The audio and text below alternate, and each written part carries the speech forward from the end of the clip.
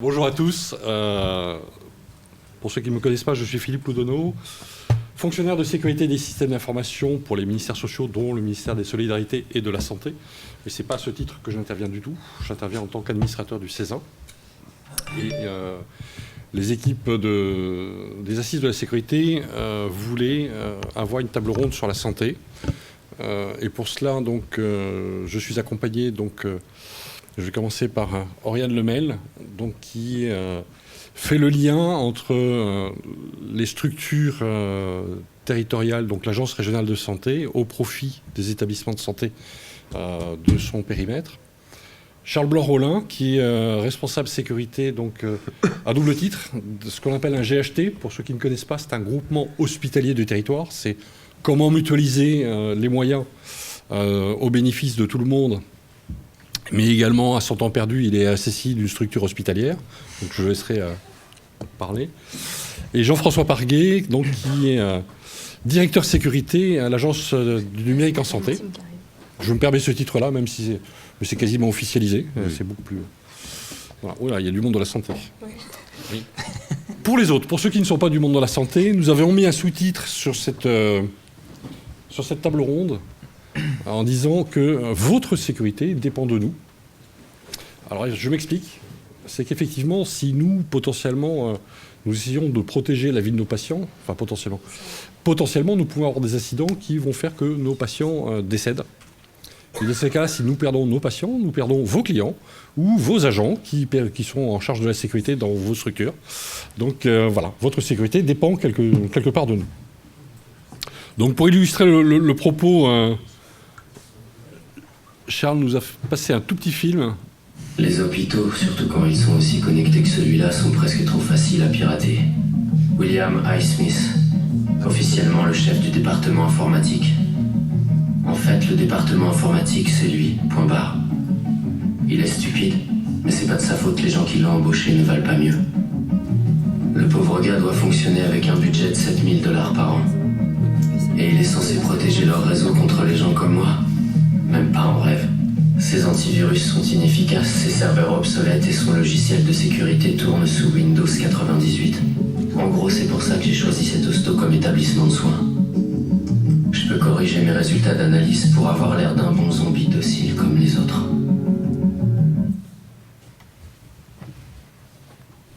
Alors, ce n'est malheureusement pas que de la fiction. Voilà, bienvenue dans le monde de la santé. Donc effectivement, Jean-François va détailler quelques chiffres, mais ce qui aujourd'hui est un petit peu, je dirais pas alarmant, mais la presse se fait de plus en plus l'écho de structures hospitalières qui se font pirater. Alors c'est essentiellement aujourd'hui du cryptovirus.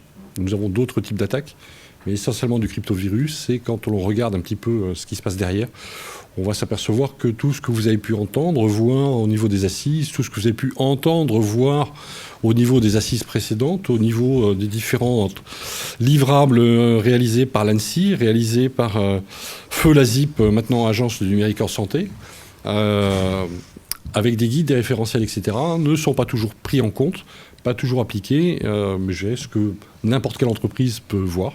Par moment, il y a des dérives entre ce que l'on souhaite faire et puis ce que l'on constate en réalité sur le terrain. Jean-François, je te laisse présenter un petit peu, pour ceux qui ne sont pas du monde de la santé, et même ceux du monde de la santé, ça peut rafraîchir les mémoires, parce que je pense que de temps en temps, il y a quelques oublis. Je vais vous présenter quelques éléments de chiffres sur le secteur de la santé qui est quand même particulièrement atypique. Sauf s'ils n'ont pas mis monter PowerPoint. Allez. Okay. Ah, bah voilà. On y arrive. On y arrive. L'idée, c'est pas de vous asséner des slides, hein, j'ai un Faites référence Youpi. Tous vos documents ont été chiffrés. Veuillez payer la rançon. 3 bitcoins. Voilà. Voilà, c'est mieux. Non, mais c'est... Et c'est ma tutelle.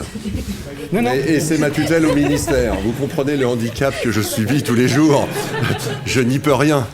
Cyberveille santé. Alors, Bravo Ton Philippe. mail. Donc l'idée, c'est de vous rappeler en quelques chiffres ce qu'est le secteur de la santé, secteur qui est globalement relativement atypique par son volume. Je fais très vite.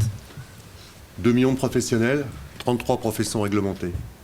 Alors, je ne connais pas les chiffres par cœur, mais bon, en gros, 240 000 médecins, 700 000 infirmiers, 58 épithésistes. Qu'est-ce qu'un épithésiste ? Moi je l'ai appris récemment, remarquez, c'est quelqu'un qui fabrique de la peau artificielle. Donc des professions réglementées qui augmentent régulièrement en fonction de la réglementation européenne, puisqu'il y avait une forme de disparité en Europe, avec des professions réglementées dans certains pays et pas dans d'autres. Donc il y a une forme de normalisation européenne, avec récemment des concepts nouveaux qui sont apparus, comme les infirmiers de pratique avancée, les médecins juniors, ce genre de choses. On a 3000 établissements en secteur hospitalier, dont 900 regroupés en 135 GHT, mais on a surtout 100 000 autres structures. 100 000 autres structures. 20 000 pharmacies, des milliers de centres santé, des structures médico-sociales. Et en fait, là-dessus, je vais croiser en deux choses. On a en gros 300 000 libéraux et 100 000 structures. C'est-à-dire qu'on a 400 000 patrons, 400 000 personnes morales qui sont responsables de ce qui se passe chez eux, mais qui ont une autorité et qui décident ou pas d'appliquer l'ensemble des textes, l'ensemble des réglementations. Donc on a une structure et un secteur extrêmement éclatés. Moi je rêve du ministère de l'Intérieur ou de la Défense. Un ordre, une déclinaison. Le problème dans la santé, c'est qu'il y a 400 000 personnes qui ont le droit de dire non. Ça fait beaucoup. Ça fait beaucoup et c'est un élément relativement important dans le dispositif et c'est ce qui nous caractérise, le secteur de la santé français. C'est pas exactement pareil dans tous les pays d'Europe. Il y a des modalités qui sont un petit peu différentes. Donc ce secteur très éclaté est important, des populations extrêmement diversifiées. On ne va pas rentrer dans les détails, je vais juste, après ces éléments de chiffres sur le secteur, aborder très rapidement, et vous trouverez les supports si vous voulez approfondir, deux choses. Le dispositif de traitement des signalements d'incidents de sécurité. Ça nous a été confié par la loi. En gros, on est en charge. Il y a une obligation de déclaration des incidents de sécurité par les structures. Et on est en charge, à partir de ces éléments, de créer ce qu'on appelle un observatoire. Je ne rentre pas dans les détails, ce n'est pas le but du jeu. L'idée, c'est de traiter les signalements d'incidents, puisque la déclaration est obligatoire. Certains incidents sont déclarés en double ou en triple. Parce que s'il touche des données personnelles, il y a une déclaration au titre du RGPD à la CNIL, et s'il touche des OIV, il y a aussi une déclaration à l'ANSSI. Mais l'idée, c'est de suivre ces déclarations et de faire une forme d'accompagnement auprès des différentes structures. En gros, très rapidement, cette activité de sécurité opérationnelle, elle donne quoi ? Je passe très vite sur les objets. L'observatoire de la première année, on va dire, la première année de déclaration, et soyons d'accord, on n'est pas certain de déclarer que 20%, 30% c'est une montée en charge. On n'est pas certain que tout le monde déclare les incidents. Mais néanmoins, on en arrive à 700 incidents, 30 par mois, ce qui commence à devenir raisonnable. 93 demandes d'accompagnement, des structures qui n'ont pas la capacité à faire face à l'incident de sécurité. On parlera tout à l'heure de la typologie des incidents, ce qui est un point extrêmement important. Des incidents qu'on appelle significatifs qui ont fait l'objet d'un suivi particulier, et puis un certain nombre d'incidents ont eu une gravité suffisante ou ont touché les types d'établissements qui ont nécessité une prise en charge par l'ANSSI. D'autres ont eu un impact sur des produits de santé ou du médicament et sont remontés à la NSM. Et d'autres, et cela on pourra en parler tout à l'heure avec Philippe, ont fait l'objet d'une alerte Chorus puisqu'ils avaient un impact sanitaire réel. Impact sanitaire, tu penses que tu peux éclairer le sujet. Le Chorus, non mais le Chorus, tu peux éclairer. Non, les gens qui sont pas c'est toi qui, c'est la tutelle, le Chorus. Non, je suis pas tutelle là aujourd'hui. Tant pis, c'est pour toi. Donc le Chorus, c'est quelque chose qui est monté au niveau du ministère de la Santé, des solidarités de la Santé, donc qui traite toutes les alertes sanitaires. Parce qu'effectivement, ce qui est important dans un incident cyber de regarder, c'est l'impact sanitaire. C'est ce qui nous intéresse au premier lieu, savoir si une agence régionale de santé, donc au niveau territorial, on est obligé de réorganiser l'offre de soins. D'éventuellement, c'est déjà arrivé sur des piratages d'établissements, de réorganiser le service des urgences, par exemple. Donc de déporter les urgences sur une autre structure hospitalière. Donc d'où l'intérêt de remonter ces signalements de façon à pouvoir réagir rapidement et que le patient ou les patients ne souffrent pas, je dirais encore plus, d'un incident cyber. Alors cet observatoire, il est globalement public. On va le mettre à jour d'ici quelques mois, d'ici 2 mois d'ailleurs, après ces 2 premières années d'existence. Il est sur notre site. Qu'est-ce qu'on peut en dire très rapidement ? 84% des signalements sont issus de l'établissement de santé lui-même. On a des déclarations par des tiers, puisqu'il y a un portail en ligne, et des tiers peuvent nous signaler un incident de sécurité dans un établissement. Il y a une obligation pour l'établissement de le signaler quand il le constate, mais un tiers peut très bien s'immiscer dans le dispositif. On a 41% des incidents qui ont un impact sur des informations patients à caractère personnel. C'est assez évident. 43% ont une origine malveillante. Ça veut dire quand même une majorité d'incidents n'ont pas d'origine malveillante. Qu'est-ce qu'on met dans ces incidents ? On le verra tout à l'heure. Des pannes télécom, des incendies, des ruptures de clim, des certificats qui arrivent à échéance, tout un tas de... La vie d'un système en production quelque part. Et on se concentre beaucoup ici sur la malveillance. Il y a aussi la qualité de la production qui amène à des grandes difficultés ponctuelles dans les établissements. On parle des bugs applicatifs avec des difficultés dans la gestion de la TMA qui peuvent bloquer effectivement un certain nombre d'hôpitaux. Un DPI qui ne fonctionne plus, ça arrive aussi sur un bug applicatif. Des problèmes de versionning et autres. Et 50% des incidents ont contraint les structures à mettre en place un fonctionnement dégradé du système de prise en charge des patients. Et dégradé, ça peut aller très loin. On a par exemple, on peut peut-être le citer, le centre de radiothérapie, un ransomware dans un centre de radiothérapie. Ça efface tous les dossiers patients. La radiothérapie, c'est quelque chose d'extrêmement précis. La prescription est très très précise. On sait ce qu'on a à faire. Vous n'avez plus de fichiers, vous n'avez plus rien. Les patients arrivent, qu'est-ce qu'on fait ? Il faut retrouver la prescription originale, mais alors elle a pu être faite dans une autre région, dans un autre établissement. Dans le cas d'espèce, on a eu relativement de chance, puisque le ransomware a chiffré l'ensemble des données, et il a chiffré l'outil de sauvegarde avant qu'il l'ait pu se propager dans la sauvegarde. Et c'est juste lié au nom de fichier de l'exécutable de sauvegarde. On ne peut pas compter sur la chance tout le temps. Il y a un moment où ça ne fonctionnera pas comme ça. Et donc ce genre d'incident, on les accompagne et on passe du temps. Voilà. Je voulais pas aller plus loin. L'activité de gestion des incidents est détaillée dans les slides. Si ça vous intéresse, de toute façon les données sont publiques. Et l'idée c'est d'avoir un observatoire national qui nous permette au fil du temps d'enrichir cette activité. J'ai passé sur une deuxième activité qu'on porte au profit du ministère, ici représenté par la tutelle, qui est le site Cyberveille Santé, gouv.fr, qui est l'idée, c'est d'informer les structures de santé. C'est un CERT, voilà, pour faire relativement rapide et pour que tout le monde comprenne. On peut l'appeler comme on veut. On n'a pas le titre de CERT aujourd'hui. On espère l'avoir rapidement, mais on essaye de se roder avant de devenir un CERT officiel. Ça fonctionne depuis 1 an et demi. On a une grande prudence dans le secteur de la santé. Avant, on n'a pas une activité commerciale. Donc, avant d'apparaître comme un CERT, on veut avoir une base installée, une légitimité qui soit suffisante pour que ça devienne naturel pour tout le monde. On n'a pas un business à générer derrière. Donc, on a toute une mutuelle. Alors, la plupart, il y a des informations publiques sur ce site, vous les trouverez. Il y a aussi toute une partie groupe fermé d'utilisateurs réservé au RSSI d'établissement sur lesquels on peut partager de manière plus directe les problèmes que l'on a avec tel ou tel logiciel commercial. Ça ne peut pas se faire sur un site public, vous le comprendrez bien, puisque on aurait un problème de jugement et de concurrence. Une petite question, à partir du moment où l'on met un forum comme ça à disposition des professionnels, donc des RSSI, ce forum est modéré ou pas modéré ? Il n'est pas modéré pour l'instant et on tient une liberté. Alors, si vraiment j'aperçois des mails qui deviennent un peu limite, je fais de la modération par téléphone en demandant à calmer les acteurs.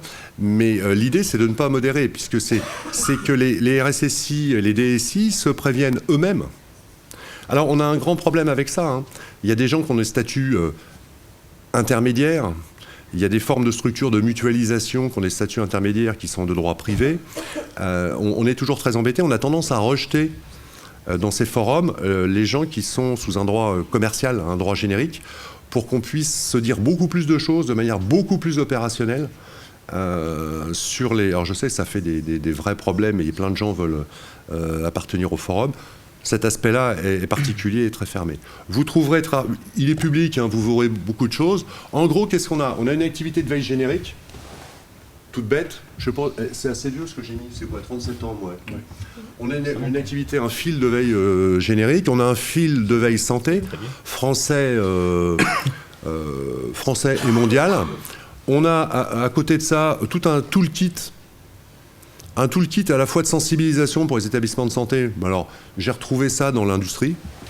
Les gens sont venus, ils ont pris le toolkit sensibilisation au ransomware, sensibilisation à je ne sais quoi, à la gestion des mots de passe ou autre. On a une dizaine de vidéos, d'outils de formation à destination des établissements.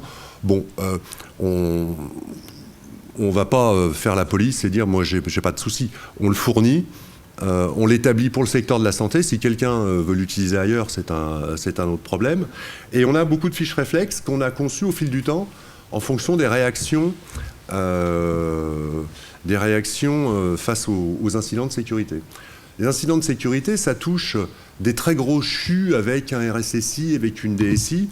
Ça touche aussi une maison de retraite où DSI, RSSI, responsable des moyens généraux, c'est une seule personne, voire un mi-temps. Et donc là, si on n'est pas là pour des fiches réflexes et pour accompagner, la personne, elle se trouve très malheureuse. Donc, entre une structure qui fait des milliers de lits et une maison de retraite, un service de soins de suite qui a 50 lits, on n'est pas exactement dans la même infrastructure.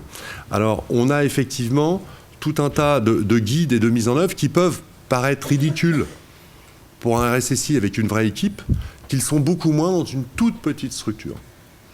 Le site est donc ouvert. Qu'est-ce qu'on y trouve? On y trouve effectivement, on a une recherche, vous le verrez dans une autre activité, une recherche sur le web profond, des fuites de données.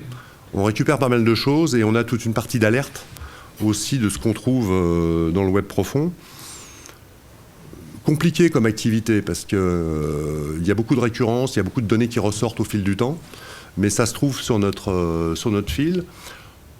Qu'est-ce qu'on a d'autre? Alors, donc, je vous ai présenté l'activité de gestion des incidents, l'obligation de gestion des incidents par les structures de santé, le CERT et son portail, sa partie émergée. Et depuis maintenant 6 mois, on a une activité de cybersurveillance, et c'est le dernier sujet que je voulais aborder avec vous. Une activité de cybersurveillance qui a 3 fondements. Un premier fondement, c'est un courrier de la ministre, mais vous le trouverez dans les slides, mais une légitimité par un courrier de la ministre. Le deuxième fondement, c'est que c'est dans les orientations Ma Santé 2022, initiées par la réforme, en fait, la démarche vers le numérique. Et puis, troisième fondement, qui n'est pas le plus neutre, c'est qu'on est considéré comme un prérequis au financement du programme Open de modernisation des établissements. Le prérequis à un financement, ce n'est pas le moins important en termes d'éléments dans le dispositif. Qu'est-ce qu'on fait à travers la cybersurveillance? Je ne vais pas rentrer... je vais dire, en gros, voilà ce qu'on fait. On fait de la recherche dans le web profond permanente, continue, et on fait du scan de vulnérabilité pour la partie exposée sur Internet. On fait ça avec des outils, une quantité d'outils. On fait exactement... on a à peu près le même périmètre que beaucoup de sociétés commerciales, et il n'y a pas de souci, on ne se considère pas en concurrence. La grosse différence, c'est que notre vocation, c'est de faire un observatoire des vulnérabilités de manière longitudinale, c'est-à-dire qu'on prend le même établissement, on le passe tous les 6 mois à la moulinette, et on voit l'évolution des vulnérabilités en fonction des corrections, mais en fonction de l'apparition des nouvelles. Et surtout, on fait une analyse verticale. On compare les établissements qui ont la même structure, le même discriminant. Et on regarde et on essaye de faire des cartographies. Alors, je le répète, l'idée, c'est surtout pas d'être concurrent avec les établissements qui ont choisi d'avoir des prestataires dans le domaine. Ça, grand bien leur face. C'est parfait. De toute façon, vous faites 3 tests d'exposition Internet par 3 sociétés différentes, vous avez 3 résultats différents.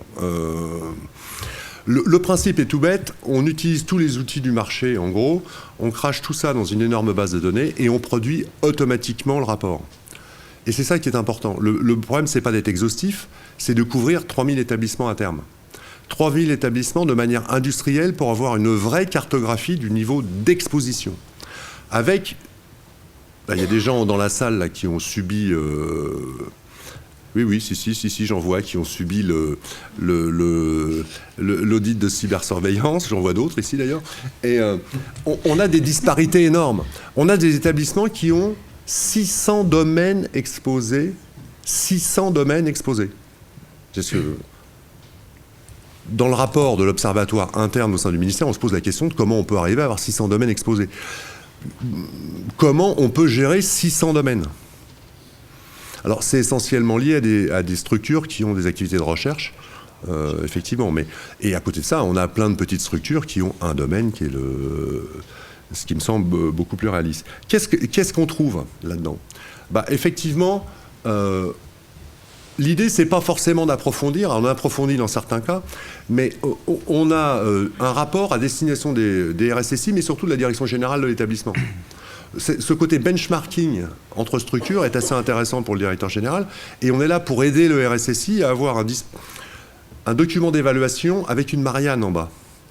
C'est-à-dire que c'est plus une prestation commerciale commandée par l'établissement, c'est quelque chose qui, sous couvert de la tutelle, 3 fois, qui, sous couvert de la tutelle, donne une image de l'exposition Internet de la structure. Alors, je suis rentré dans les détails, je vais pas balayer, si ça vous intéresse, vous regarderez. Ça, c'est les recherches dans le web profond. On a une activité permanente. Bien sûr qu'on part pas avec le réseau du ministère. Hein. Je te rassure que les recherches dans le web profond ne se font pas à partir du réseau du ministère. Sinon, je pense que j'aurai quelques ennuis avec le RIE. Dès qu'on monte un réseau Tor, d'ailleurs, dans le ministère, ça pose... je sais pas, ça pose problème. Donc, on le fait par ailleurs. Et on prévient en continu. Non, généralement, on a essayé d'anonymiser complètement. Mais hop, je passe vite quand même, parce que des fois que ça soit moins fait. On a toute la partie vulnérabilité avec tous les outils classiques. Et si vous voulez regarder, qu'est-ce qu'on a conclu ? D'ailleurs, ça m'émeut.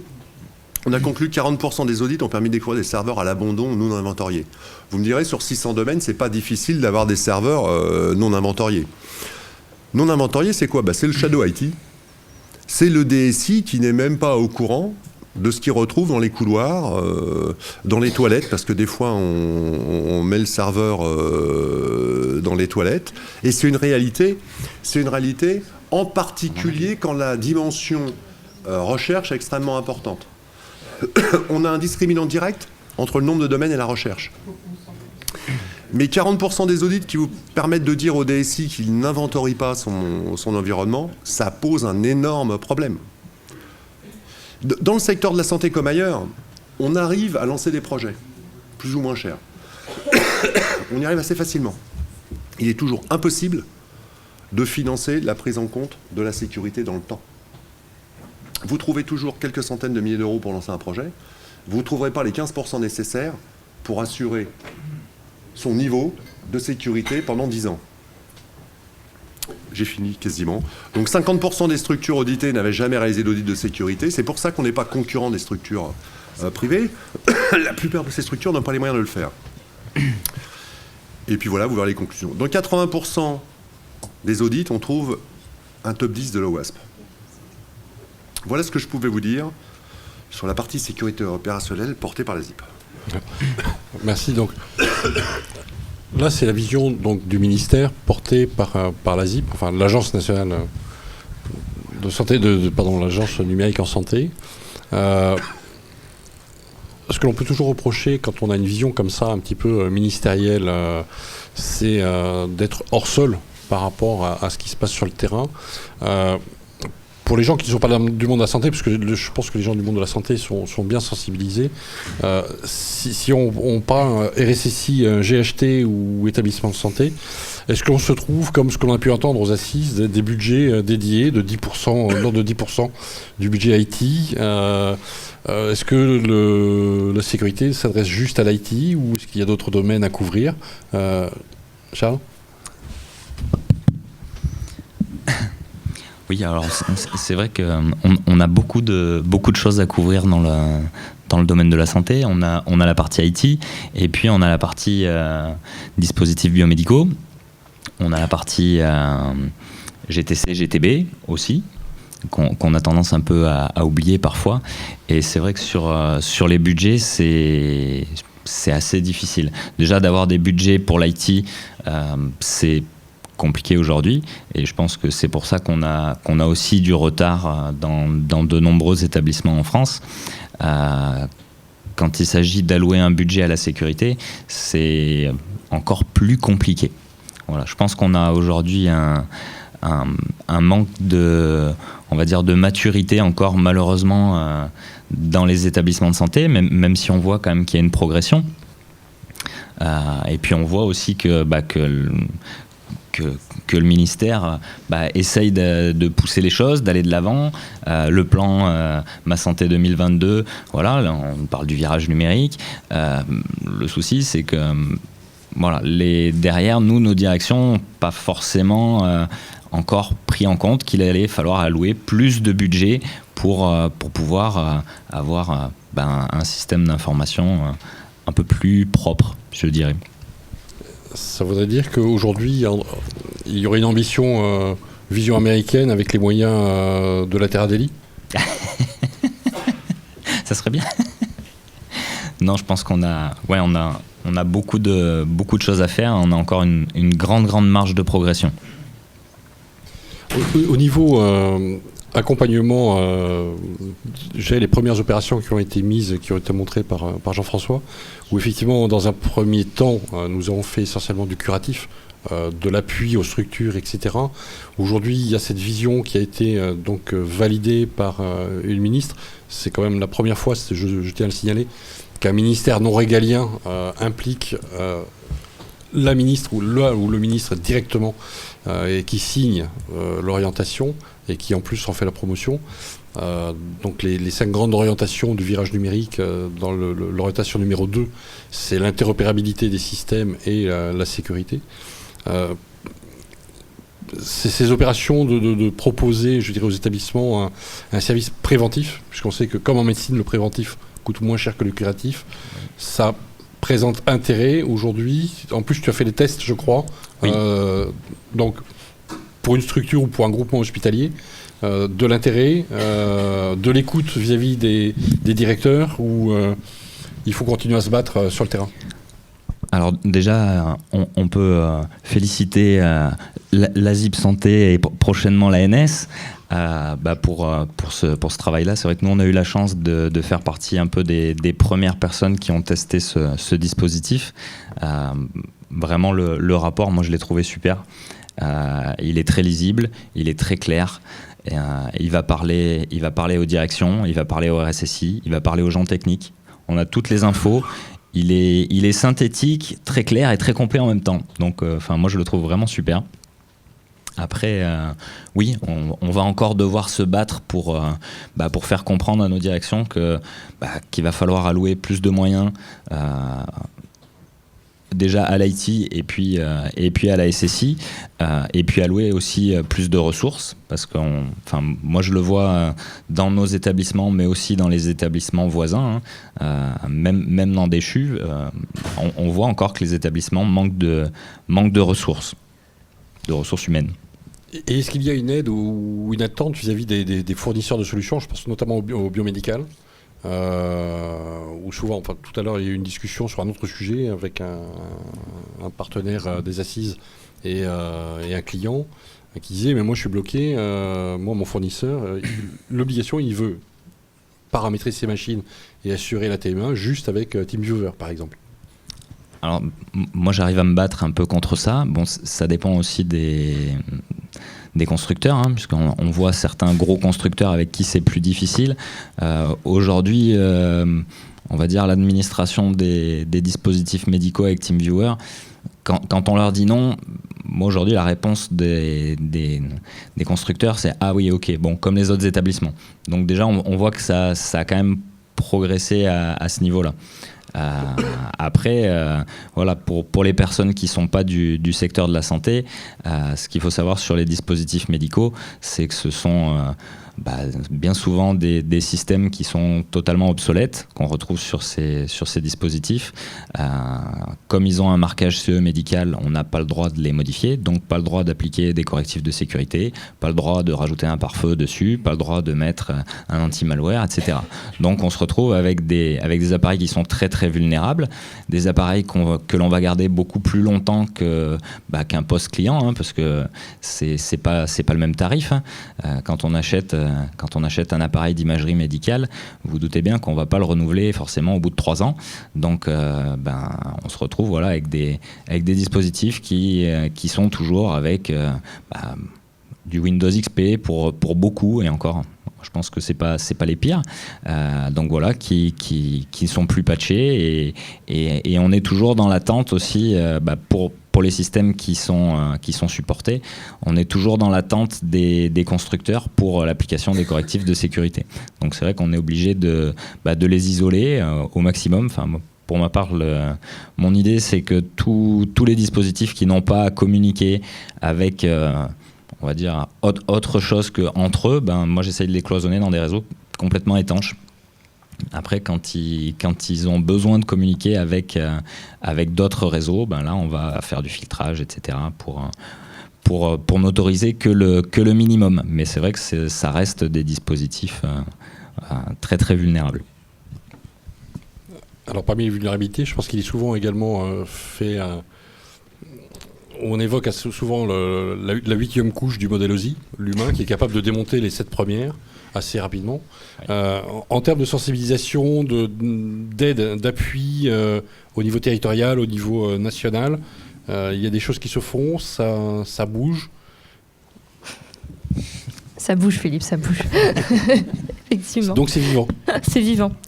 Alors effectivement, une des réponses aux problématiques évoquées par Charles, et notamment la faiblesse des moyens que peuvent avoir ou ne pas avoir les structures, c'est de mutualiser. En fait, c'est vraiment la démarche qu'a souhaité mettre en place l'Agence régionale de santé des Pays de la Loire, en confiant l'animation territoriale et communautaire sur la santé au groupement d'appui au développement de la e-santé en Pays de la Loire, afin de mutualiser, partager, diffuser les bonnes pratiques au travers d'un accompagnement qui se fait le plus diversifié possible, tant au travers de formations, de webinaires pour des populations un petit peu plus techniques et leur prendre un peu moins de temps que de les faire se déplacer, mais toujours en réponse soit à leurs besoins, soit en réponse à des incidents qui auraient été signalés et des problématiques communes rencontrées que l'on essaye d'adresser au travers de ces webinaires.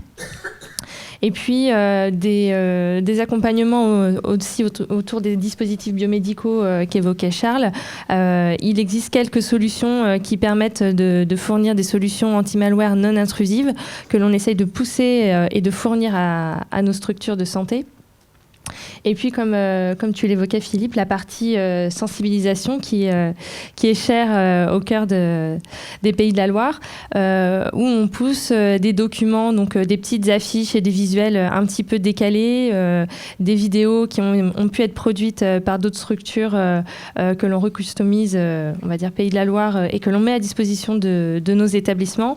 Et puis, plus récemment, nous avons produit le premier escape game sur la sécurité numérique en santé, où là nous prenons en charge donc la fourniture du kit, la licence d'utilisation et la formation des animateurs dans les structures pour pouvoir permettre le déploiement de cet outil le plus facilement possible et que les coûts soient les plus réduits possibles pour les structures. Donc c'est un nouveau mode de sensibilisation qui a été construit en réelle co-construction avec des structures de santé, tant publiques que privées, grosses et petites, et notre structure régionale d'appui à la qualité et la gestion des risques, de telle sorte à ce que l'on ait des professionnels très impliqués, tant sur la partie SI que qualité et gestion des risques, mettant en avance le côté aussi travail en équipe, qui est extrêmement important, voire la clé de succès de la réussite de cet escape game.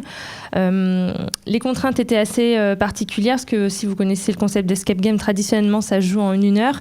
Là, les professionnels nous ont demandé que les personnels ne soient pas dérangés plus d'1 heure pendant leur temps de travail. Donc, il a fallu réduire le temps de jeu à 45 minutes, de telle sorte à ce qu'on puisse faire un petit briefing avec une explication des règles et une séance de débriefing que l'on accompagne de différents supports pour le faciliter pleinement auprès des structures. Et l'autre caractéristique de cet escape game, c'est que les professionnels ne sont pas dans la peau du sauveur et de celui qui applique bêtement les bonnes pratiques.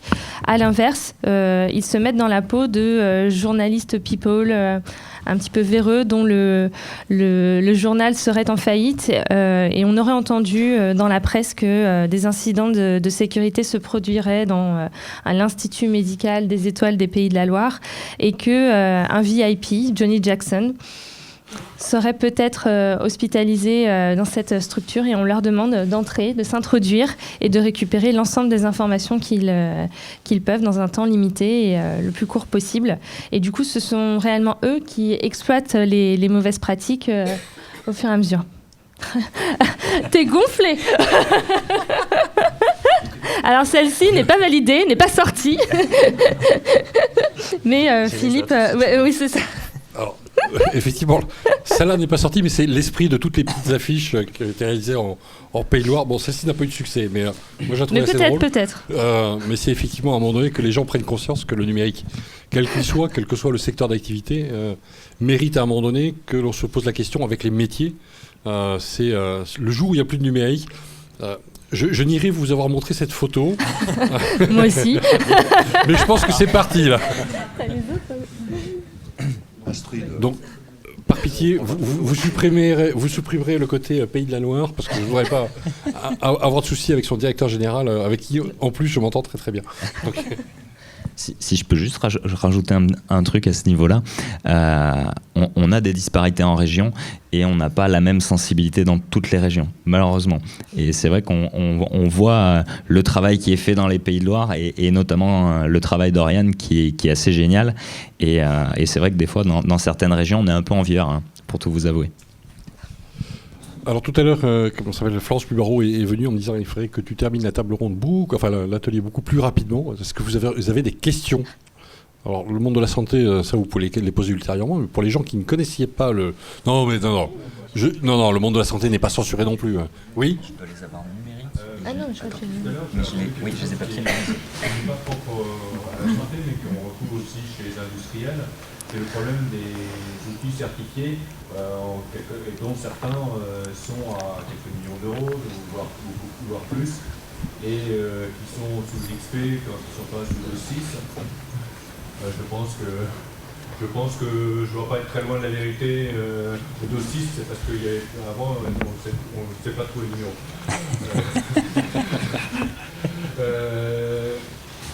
Est-ce qu'il y a quelque chose qui va bouger sur ce système de certification, de normalisation, parce qu'on sait qu'on certifie, ok, ça fonctionne très bien un jour, c'est super, et puis sauf que la durée de vie des équipements industriels ou de santé, ou de semi-industriels ou très ou proche, parce que c'est en fait une sorte d'industrie, ça va bouger un jour, parce qu'on a pris en compte que l'informatique, c'est au bout de 6 mois, c'est obsolète. Comme tu veux. Oui. Alors déjà, tous les équipements, une partie des équipements que vous évoquez, équipements biomédicaux un peu lourds, qui ont des durées de vie de 8 à 10 ans. C'est bien ça la réalité. Et quand c'est pas plus, il y a un autre élément. Un établissement, il a souvent, et on ne sait pas, plusieurs personnalités morales. Dans l'établissement, le labo a souvent une personnalité morale. L'imagerie en a une autre. Et l'imagerie, on peut la couper en deux. Le scanner en a une et l'imagerie classique en a une autre. Donc ces équipements-là, on va finir par les retrouver dans les expositions et dans la vulnérabilité externe.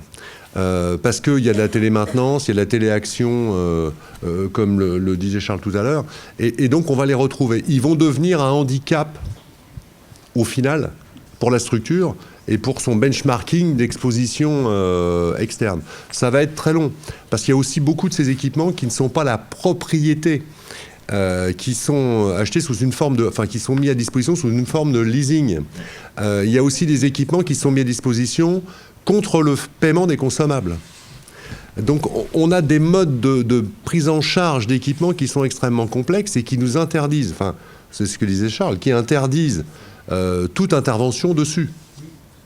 Donc c'est à travers les échanges qu'on a dans les forums privés, effectivement, et qu'on essaye de travailler en amont. Alors c'est du off, on essaye de travailler en amont entre RSSI pour alerter en commun, pour alerter sur le risque de tel ou tel type d'équipement dans le cadre d'un appel d'offres, puisqu'on va se retrouver avec un équipement qui a des failles intrinsèques qu'il faudra gérer. Mais c'est très difficile, on n'a pas de certification a priori sur ce champ de la sécurité. Voilà. Hormis la certification, effectivement, médicale, il y a peu de choses aujourd'hui. En revanche, demain, l'Europe travaille sur une réglementation, notamment pour les dispositifs biomédicaux, où maintenant, quasiment systématiquement en Europe, dès lors qu'il y a une directive ou une réglementation, enfin, je préfère la réglementation parce que du coup elle s'impose à tout le monde, alors que la directive, chacun y va de sa transposition. Mais donc, systématiquement est pris la cybersécurité.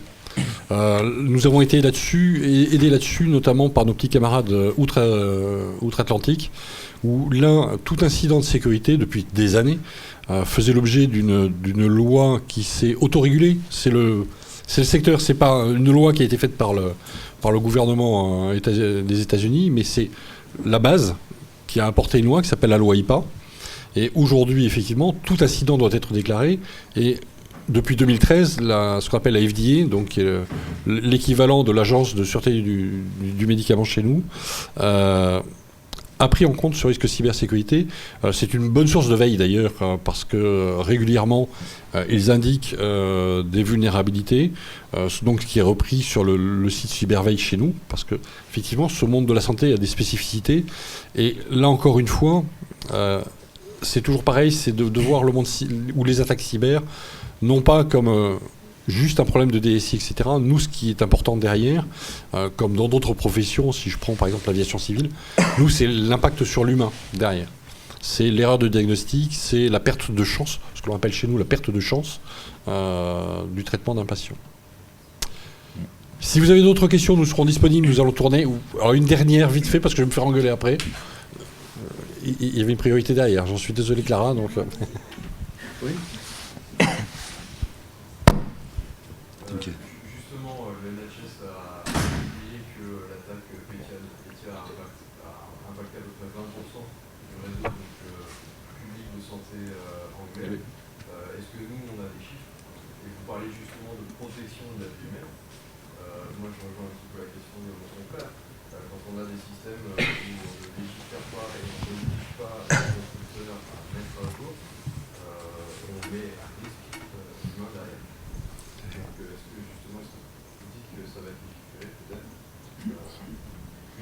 Alors, l'attaque sur les NHS, aujourd'hui, a fait de grands débats. Il y a quelques scientifiques anglais qui estiment chez eux qu'il y a entre 100 et 900 morts par an induits par le numérique.